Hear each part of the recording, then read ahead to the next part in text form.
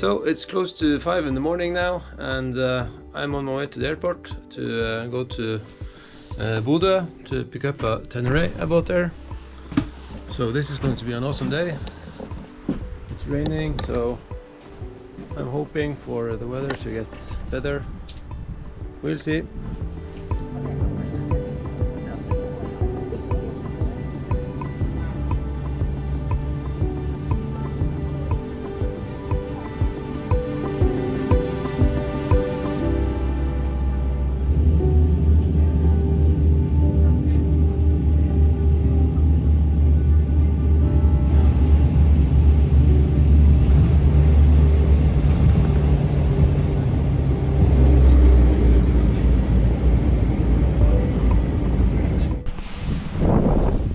Just landed in Bodø, and it's raining and it's blowing, so great start.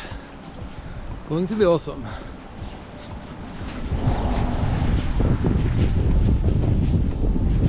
And it's around 4 kilometers to the cellar where he lives, so I'm taking a walk.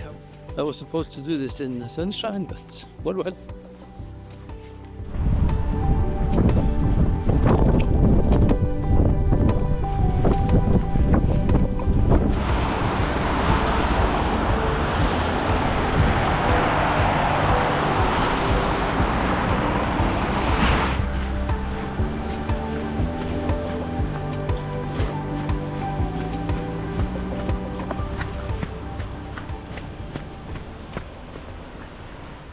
So I finally got to my Tenere, and the bike looks basically brand new, and it's only got 2,500 kilometers on the clocks, so I guess you would suspect nothing less, but it seems to only have been street ridden, so no damages at all.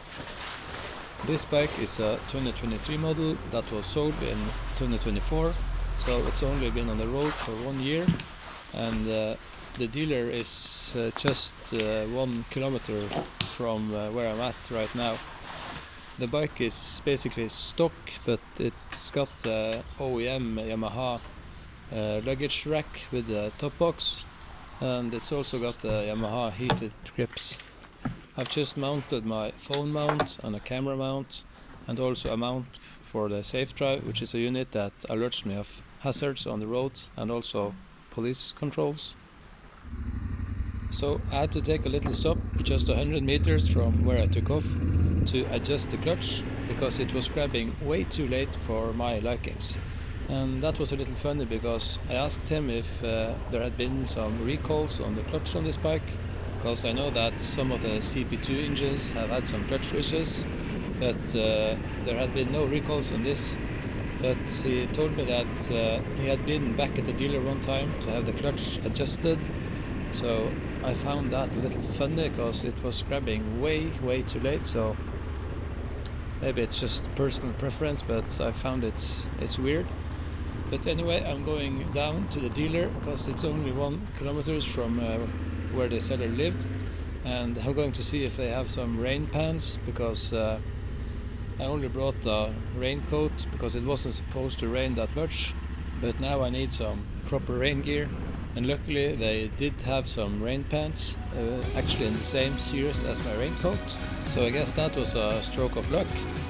Now I'm headed up to the Woods Hotel in Bodø. That is a huge hotel that was opened in 2024, and it's mainly built of woods, so I just wanted to have a look at this cool hotel, and maybe I'm going to stay there another time. But now let's get out of Bodø and start riding home. I'm sorry for the rain on the cameras. It's kind of hard to avoid since it's raining, but it will get better, I promise.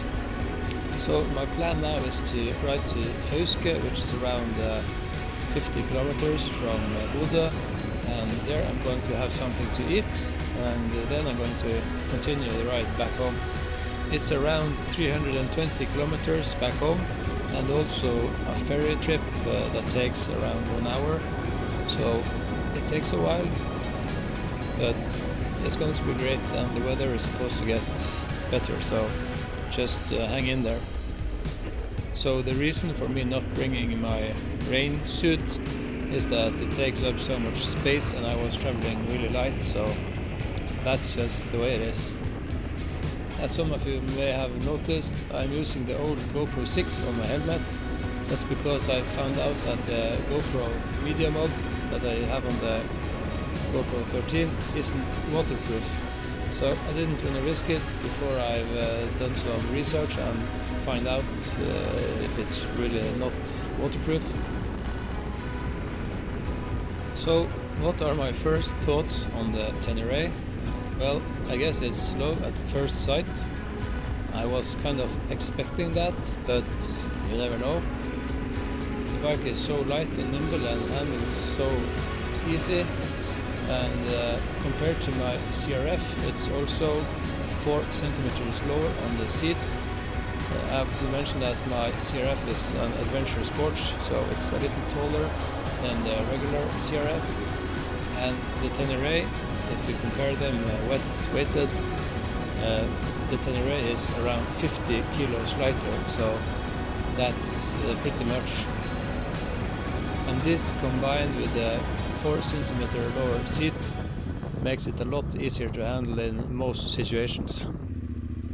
So I saw this little woods trail and I wanted to give it a go. And just this section ahead of me here, I don't think I would have ridden that on the CRF, at least not with the tires that's on it now. It's hard to see, but it's kind of steep and it's narrow. But I already feel kind of confident on this bike, so that's a good sign. And it's very slippery and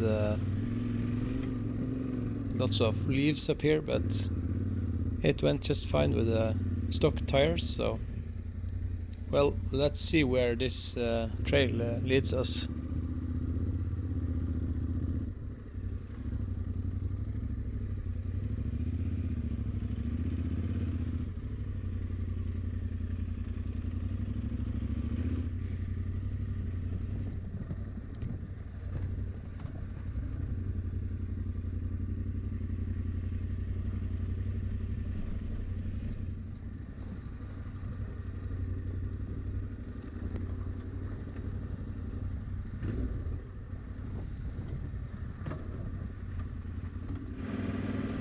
So now we are at Fauske and it's time to get something to eat.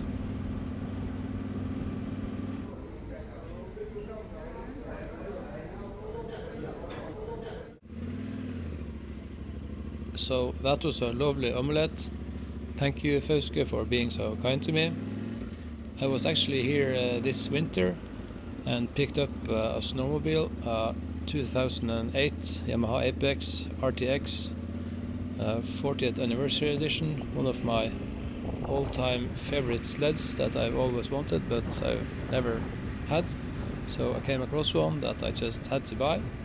So that's a little project I had this winter, and I have some footage from that session too, so maybe there will be a video about it, we'll see. Just have a look at this gorgeous piece of engineering and design marvel. It's just fantastic. Good old Yamaha quality and soul. So yeah, sorry for bragging. Well, anyway, let's get back on the Tenere. I'm about to take a little detour into a place called Nordfjorden, which is a place that I've always just ridden just past or driven past, and it's an intersection just between two tunnels. So I'm taking left here and going to see what hides behind these mountains up here. I'm really looking forward to getting to know this bike better. It's such a fun bike.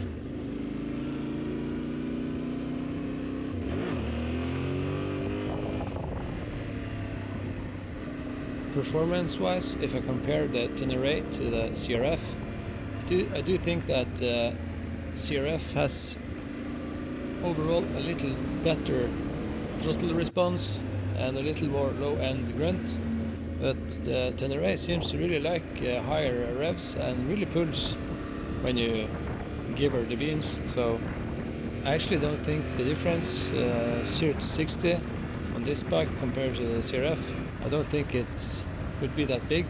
I haven't checked the numbers, maybe I will do that. Horsepower wise, the CRF has 95 horsepower and the Tenere's got 72, so CRF has 23 horsepower more. But then again, the Tenere is 50 kilos lighter, so yeah.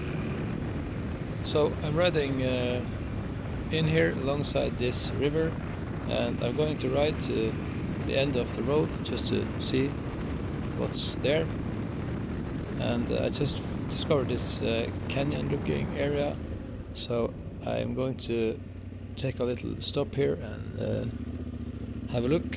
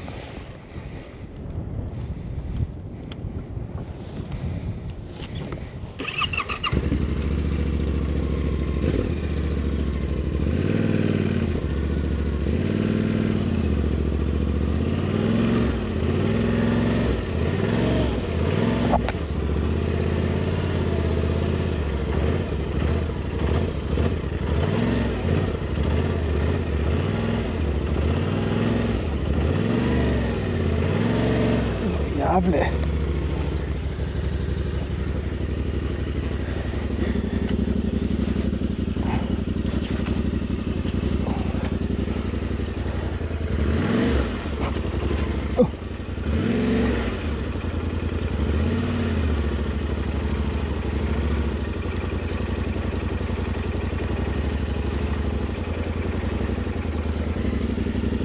Helvete.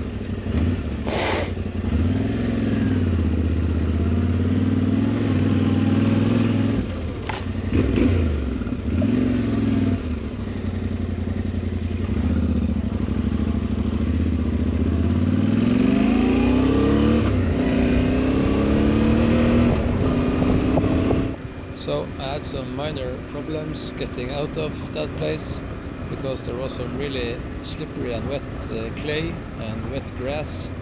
So I guess the stock tires ain't the best on that surface. The stock tires are the Pirelli Scorpion Rally STR, and I do think that the next set of tires maybe will be a little more off-road oriented, because this bike feels a little more off-road oriented than that tire, or at least I think so. I'm not going to replace the tires before they are worn out, So it will be exciting to see how many kilometers I will get out of them. Anyways, I've already started thinking about what kind of upgrades or stash I want to buy to this bike. And on all my other bikes and my previous bikes, I've had a tank bag, and I kind of already miss it, so I think I'm going to get a tank bag. So I'm curious to see what kind of options are available, since there is very little to mount the tank bag to. So that will be interesting to see. And I'm also noticing that there is some wind buffeting going on around my helmet, so I do think that maybe a little taller or bigger windscreen will have to be fitted, even though I really like the look of the stock one. This pointy and narrow looks really cool, but the buffeting will be really annoying in the long run. And of course I also have to get some crash bars, and also some rear luggage system, some soft bags I think I will have on this one. So I do like the process of trying to find out what I want and what I need. So, well, anyway, we are at the end of the road, so let's just go back to the main roads.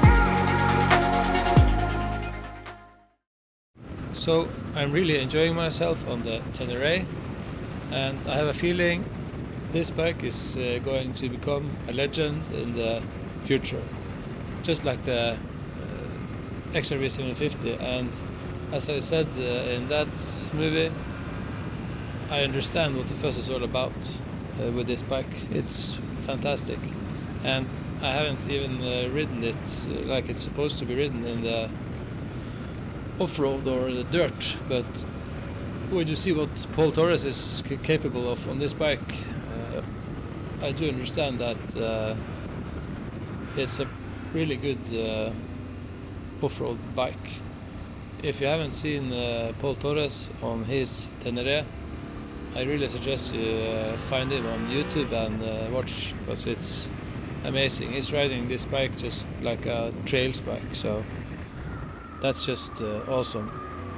We are now coming to a place called Innhavet, and we are slowly getting closer to the ferry. I did myself a favor this time, and I didn't check the ferry times, because often when I do, I tend to ride too fast, because I'll try to reach a certain ferry, and that's no point, because you can always take a ferry that departures a little later. So I try to quit doing that. Anyway, here we are at the ferry, and I can see it out on the fjord, so I guess we're lucky this time.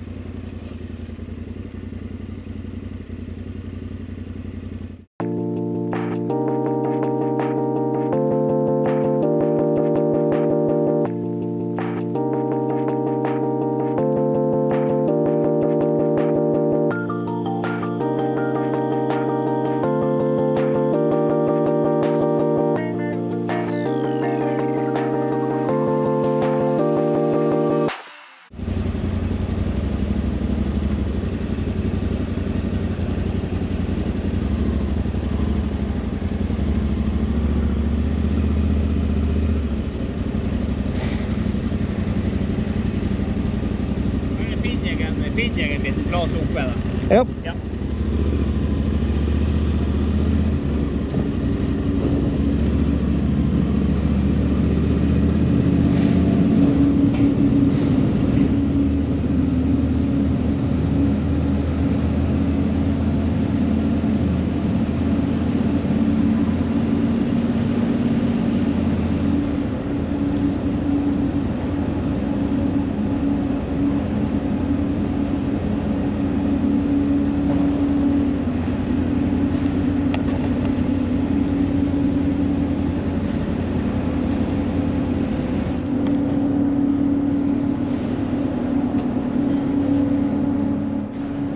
So the sea is really calm today, but I always put a little strap on the bike just to be on the safe side. And if the sea were a little more rough, I would of course put the strap on each side and not just on one side. So.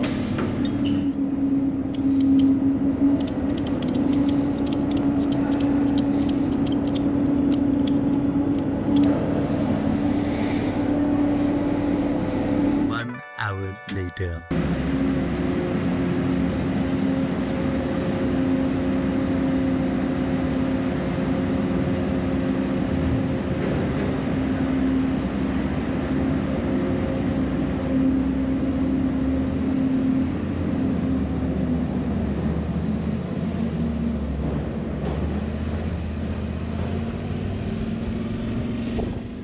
So here we are in Lødingen, and the weather has changed. Sun is shining, life is smiling, and I got around 80 kilometers left until I'm back home. What a great way to take this last part of this ride.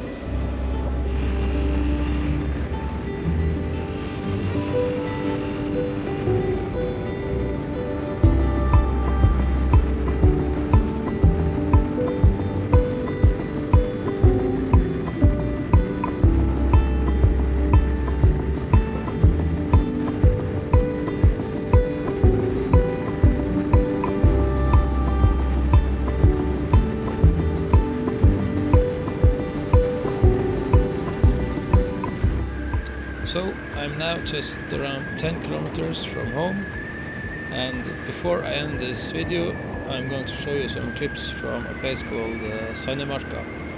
I went for a ride there a few days after I came home, and I still really love the bike. I have been on some rides with the Tenere after this, so there are more videos coming. So if you have enjoyed this video, please like and subscribe, and until then, we are out.